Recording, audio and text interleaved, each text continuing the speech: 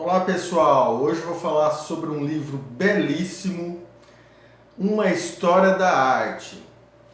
E esse livro aqui, só a história da confecção dele, né, como é que ele foi pensado, formulado, como é que ele foi construído, como é que ele chegou até a mão do leitor e da leitora, já é uma história, né? Vou contar o porquê. A autora, né, coloca logo aqui no início, ela conta que esse livro já era para estar pronto em 2017, 18, salvo engano, mas como a mãe da autora veio a falecer em 2017, ele ficou meio ali em stand-by, né? E depois ela concluiu o livro, né? Então tá aqui a Carolina e a Elvira, né? Então a dona Elvira que já faleceu, né? A Carolina, a autora. Inclusive a autora já tem até um livro super legal, tem vídeo aqui no canal, que é a ilustração digital. Depois eu vou deixar o link aqui embaixo, vocês dêem uma conferida aí, que é muito legal também, né? Então vamos lá. Então, como eu disse, só essa introdução assim, é de uma sensibilidade, você sente assim, muito afeto, e depois o leitor e a leitora vai conferir isso nas páginas, muito assim, feito com muito amor. Então tudo tem um toque feito com as mãos, né? Tem um toque de afeto, né? Então o livro assim foi construído, até tem isso, né? A quatro mãos, né? Acho que é isso, eu vou até mostrar aqui para vocês. Isso mesmo, a quatro mãos. É a primeira parte das duas, né? Mãe e filha. E depois na segunda parte, a quatro olhos, que aí são artigos da autora publicados, né, mas que também teve a colaboração da dona Elvira, né, a mãe da autora.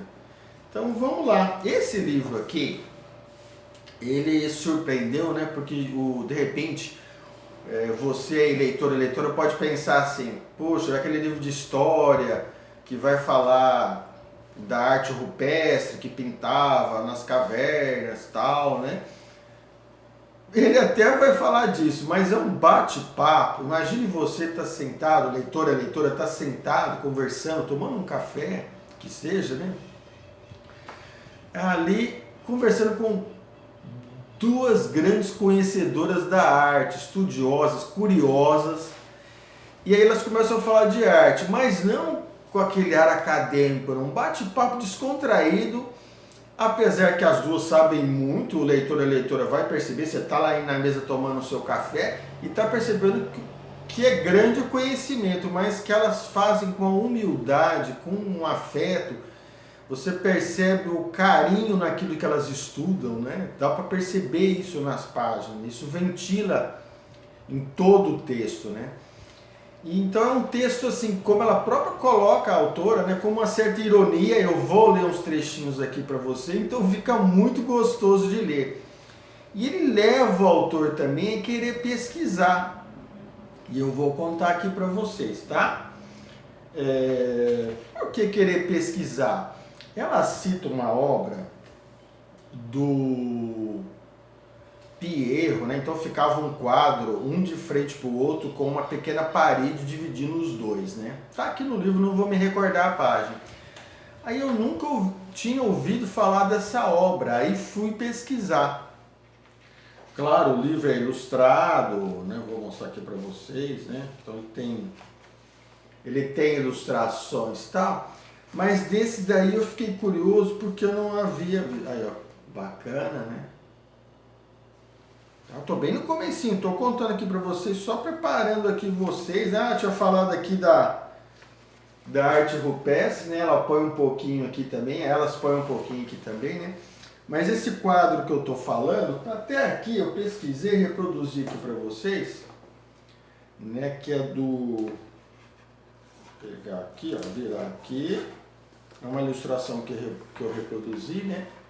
Que é o Piero della Francesca, os Duques de Urbino, tá? E essa que separava eles é que ele ficava um de frente para o outro e tinha essa paredinha que separava, né? Então eu fiz essa pesquisa que não conhecia, né? Tá aí. Muito bacana, fui pesquisar, trouxe aqui para vocês, né? Outra obra de arte fantástica que ela fala também, né? o Davi de Michelangelo, está logo ali atrás, que eu reproduzi também. E também que gerou muita polêmica recentemente, né? Salvo engano, um grupo de estudantes de ensino fundamental dos Estados Unidos foi numa galeria de arte e lá estava a estátua, né? Então alguns pais ficaram chocados, né? Porque no caso está nua a estátua, né? Ela conta que é a história da estátua. Eu vou mostrar aqui para vocês, né?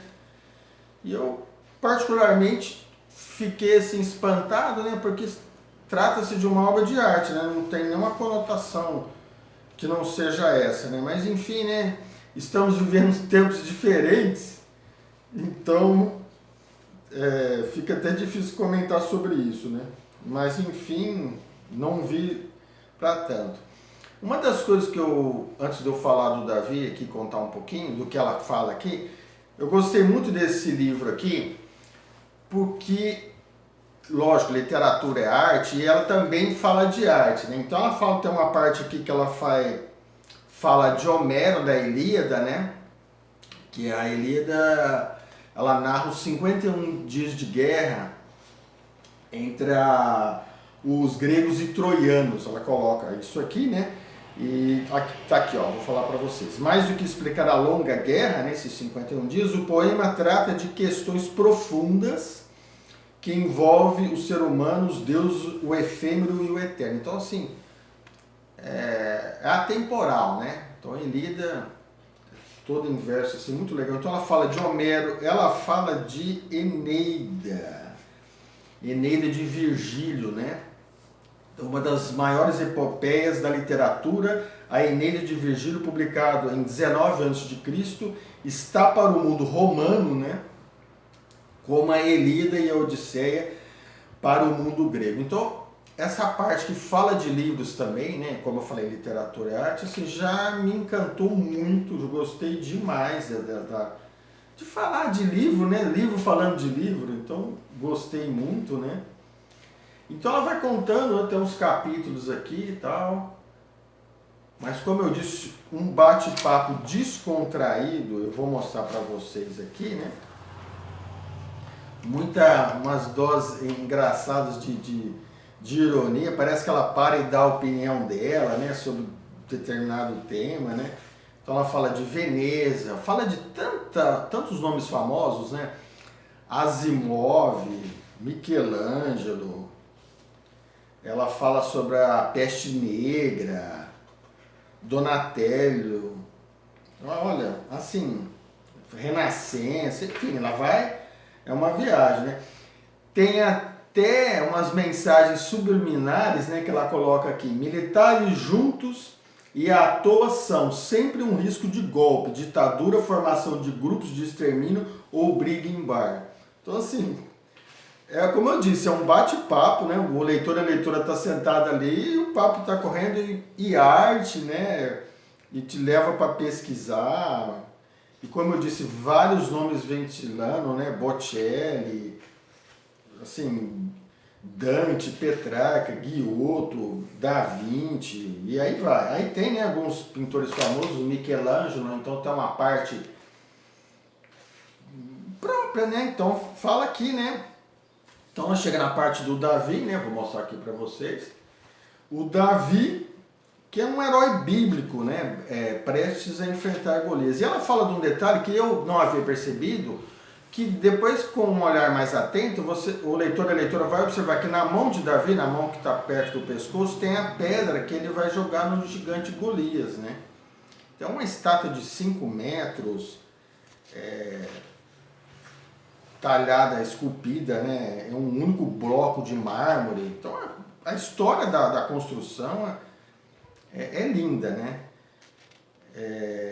Nessa época, né, segundo a autora também, era para o poder que a arte existia, né? Então tinha tudo isso aí, né? Depois ela fala, mais adiante, estou vendo aqui, de Maquiavel.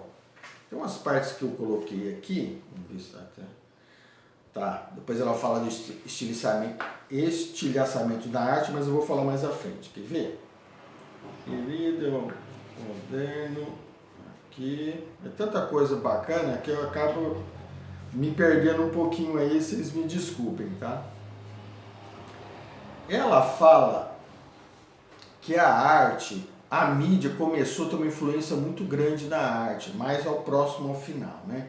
Ela falou da primeira parte do livro, então começou a se considerar arte só aquilo que a mídia falava que era arte, né? E ela fala, as autoras falam, e eu acho correto também, que não, cada um tem um olhar diferente, né? Tem uma visão diferente do que seja arte, né? Então, salvo algum outro bom senso assim, não tem que você achar que determinada coisa é ou não é por conta da mídia. E ela fala que a mídia, a partir de um certo momento na história, teve uma importância, uma influência muito grande nessas escolhas, né? A mídia começou a comandar, inclusive, o que era arte e o que não era arte, né? Eu vou mostrar aqui para vocês a segunda parte, né? Que aí seria 4 olhos. Então, como eu disse, o livro é dividido em 2 partes, né? Vou mostrar aqui a primeira, a 4 mãos. Aí tem todo esse bate-papo gostoso sobre a arte, né? Então tem imagens, Renascença, Idade Média. Aí depois eu tenho essa segunda parte. E é aqui que eu acho bacana, que eu achei bacana, tem vários artigos, né? Mas tem um que fala assim: tomar o tempo de se permitir sentir, perceber e entender é um dos motivos de eu gostar tanto de arte contemporânea. Vai que você vira inteligente e pare de consumir as imagens que te empurram. É que acabamos de falar da mídia, né? Isso me faz lembrar que para que a gente goste de determinada arte, de um lugar bonito, um quadro bonito, é necessário que o leitor e a leitora traga essa beleza dentro dele também, né? Então, se você já carregar, leitor e a leitora, essa beleza dentro de você, quando você chegar num lugar de frente a uma obra de arte, um quadro, uma estátua, uma pintura, a arte de uma forma geral, você também vai ter essa capacidade de se emocionar, de se encantar, né? Que não deve perder essa capacidade de encantamento, né? Com as coisas, né? Então tá aí uma dica de leitura muito legal, como eu falei logo no início, uma sensibilidade ímpar. Então gostei muito de ter lido, né? Carolina Wigner e Elvira Wigner, Uma História da Arte.